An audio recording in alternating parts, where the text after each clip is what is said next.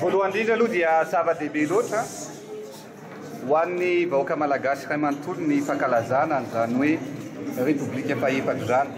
Ny antony dia satria miandrandra fandrosoana ny vahoaka malagasy, miandrandra ny fiovan'ny fiainany isam-batan'olona isaky ny malagasy.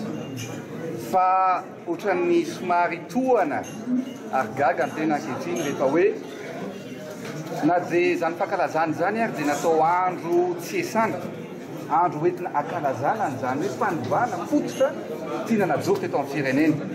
Nefa dia nososen'ny mpitondra ankehitriny tsy norarahina, niezaka, ny sakrifisy izay nataon'ny vahoaka mba hanajoroana an'izany Repoblika vaovao izany.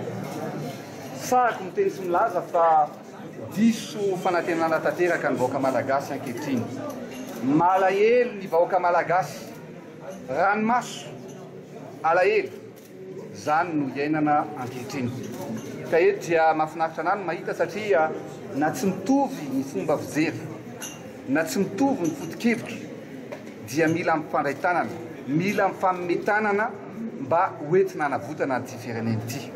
Satria masina loatra ny tanindrazana. Izay ny antony nanovanay hoe tsy maintsy ankalazaina ny andro ny faha 1 Desambra na dia tsy te ankalaza aza ny hafa. Raha Andry Rajoelina ny tsy tiana tsy mampaninina, fa raha vahoaka malagasy kosa ny hososena atao tsinotsinona, tsy ekeko, tsy eketsika ary tsy maintsy mijaotsika.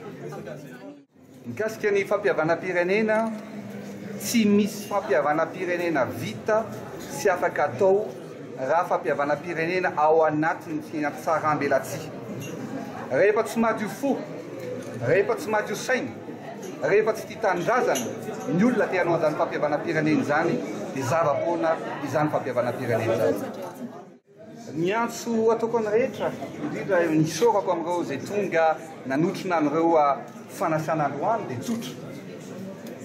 Firenena no jerevana, vahoaka no banjina, ary zany ny zavatra fototra tokony ho apetraka anohizana n'iny lalàn'iny.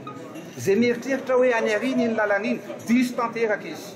Ny lalana ny alohanao foana, ary ny lalana tsy afaka vilivilinao fa mivarina na anaty antsana ianao raha ohatra ka tsy mahatsiaro na tsy manaraka n'iny lalàn'iny.